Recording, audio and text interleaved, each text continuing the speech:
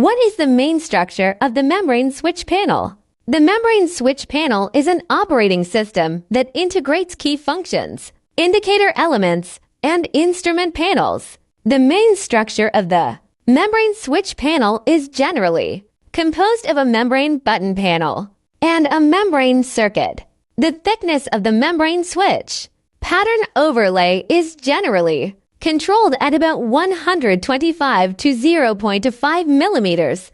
If the button is too thin, there will be no resilience. The use of the switch is not so sensitive. If it is too thick, pressing the button will be very laborious, which is not good for the entire product. The overall structure design of the membrane keypad is very simple. When the original sample membrane switch panel is obtained, if you want to observe the principle of the circuit board of the panel, you only need to remove the button panel to see the membrane switching circuit.